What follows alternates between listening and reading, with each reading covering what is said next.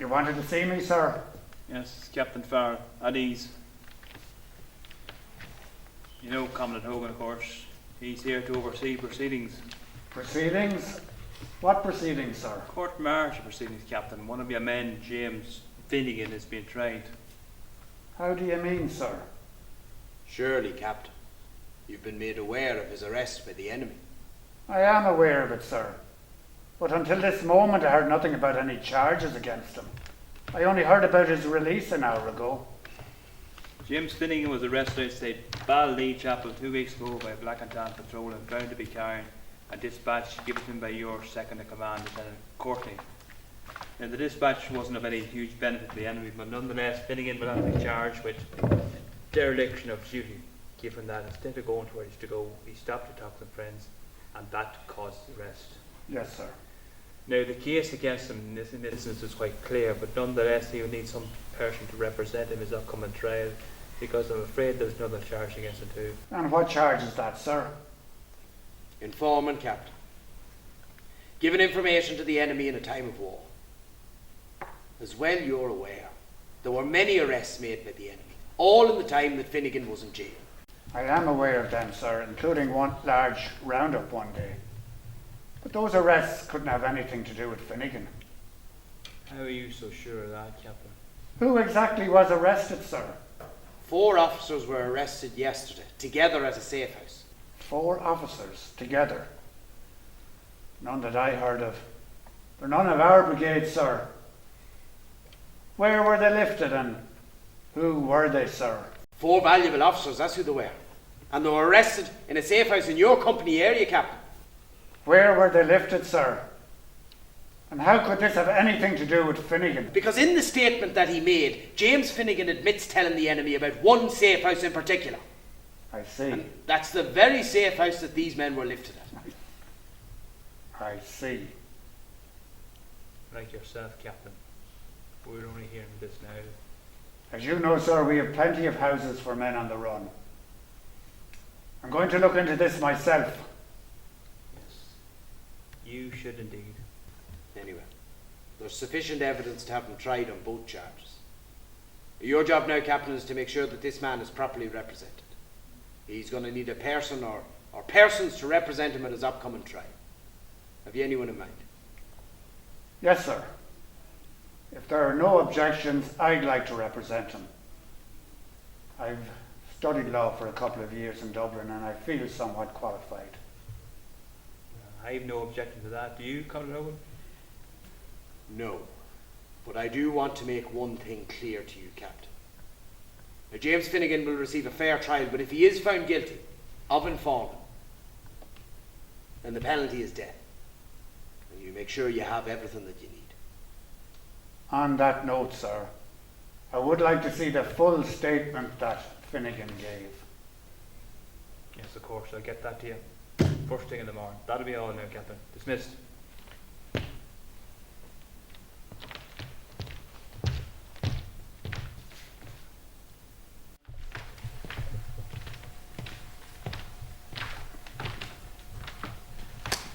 Thank you for seeing me, Father O'Carroll.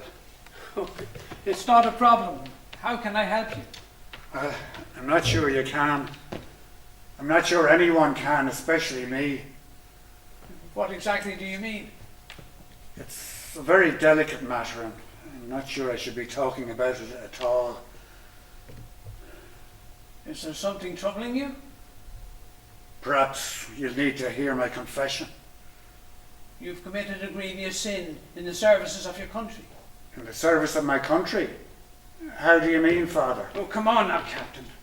The hierarchy of the church may not be behind you, but you can rest assured that I am.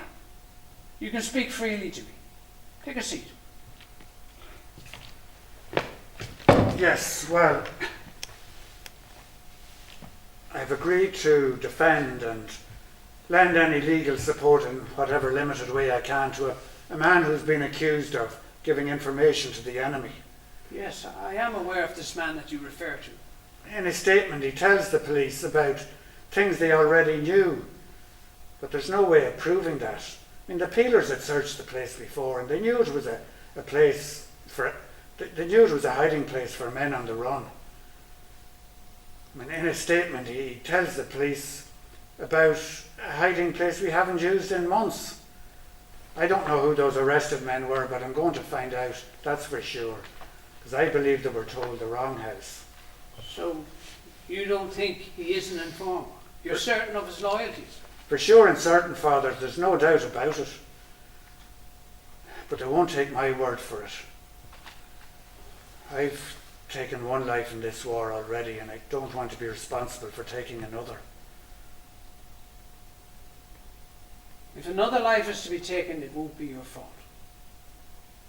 Now, let's consider how we can get this man released. You tell me that he has been badly tortured and beaten up during his arrest. Could that be grounds for leniency? Maybe. And another thing, perhaps if you were to convince your superior officers that this man is not of sound mind, even before his arrest, would that work? I know where you're going, Father, but it won't work. Why not? James Finnegan may be a bit innocent, naive even, and I'd go so far as to say that he's too innocent for this kind of work. But he's an intelligent man and knows his own mind. He certainly is no traitor.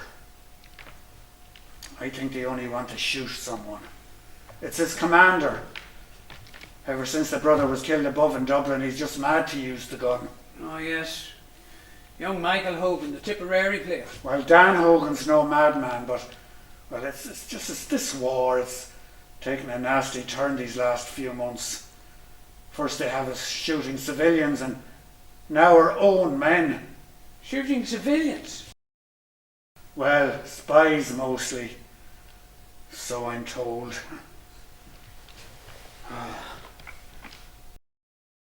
The deeper you get into this war, the more starts to pile in on top of you. It's like digging a feckin' grave.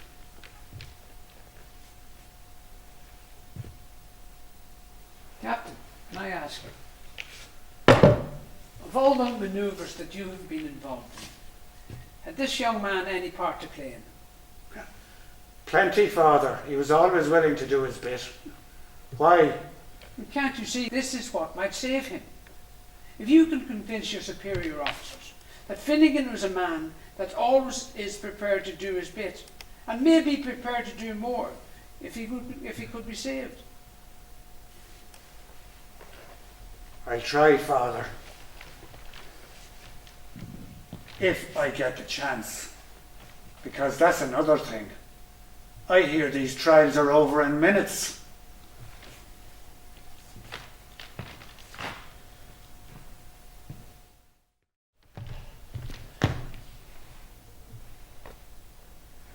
Yes, Captain, what is it? Sir, I'd like to formally lodge an appeal against the court's decision regarding James Finnegan. An appeal? On what grounds? On the grounds that it was not a fair trial. It was far too brief, and that's not normal. Normal?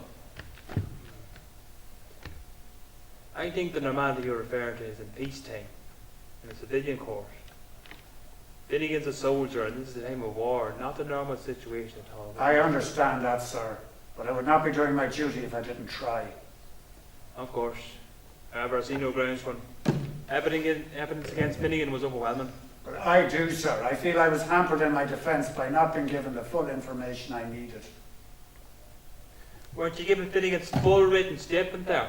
We were not told who those 4 arrested men were, or why they decided to choose a house that everybody else knew wasn't safe. Who they were was immaterial in your case. The fact remains their arrest was a severe blow to us, and it was as a result of information supplied by James Finnegan. Or likely the result of some other brigade officer telling them the wrong house. That's enough about it, Captain. Finnegan knew what he was doing, someone else didn't. I said that's enough. The time's over. Finnegan managed to convince the police that we were using that house again, when to the best of his available knowledge it was out of use. And what else might he have told them, Captain, huh? What else did he not cover in his statement? Some vital piece of information the enemy might choose to sit on till the time is right. You ever think of that? Killing him won't tell you that, sir. I don't want a debate, Captain. Trial is over. Then I'm appealing the sentence. What do you mean, the sentence? The death sentence. I would like to ask the court to commute it to banishment. Captain! The decision has been made, and made to by your commanding officer. You are his superior, sir. You have the power to change it. It's a young man's life. Do you think I'm going to undermine the decision of Commandant Hogan or this court? Finnegan's execution will act as a deterrent. The men need no deterrent, sir. They know not to betray Ireland. So did James Finnegan. He was tortured. Badly tortured. And to my mind, he still didn't. I know he was!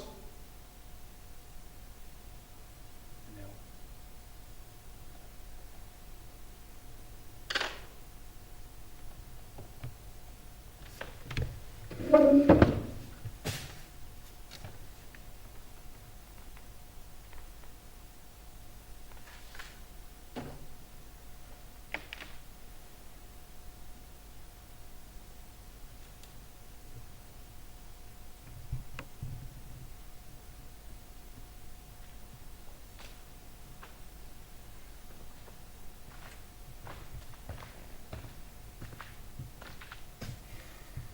What are you doing here, Captain? I'm protecting my client, sir. The trial's over, and the court has made its decision. I'm appealing the sentence on the grounds that On no grounds, appeal denied. You cause any more trouble here, you'll be able to charge yourself. Come in, Father.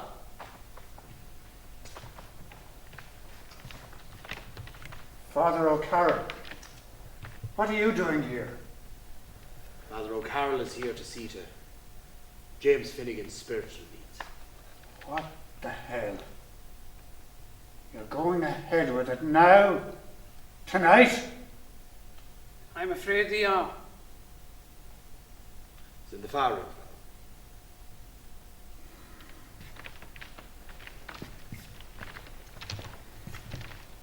And the last thing you can do for James Finnegan is to not cause a scene.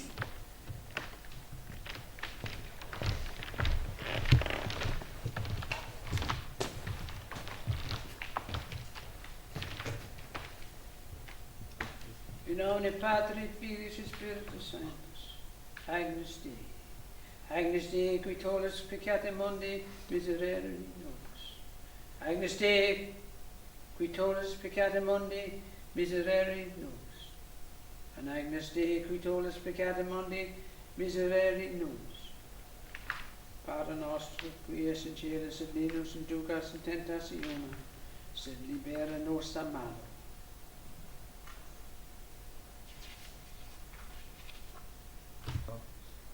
Ready? Aim.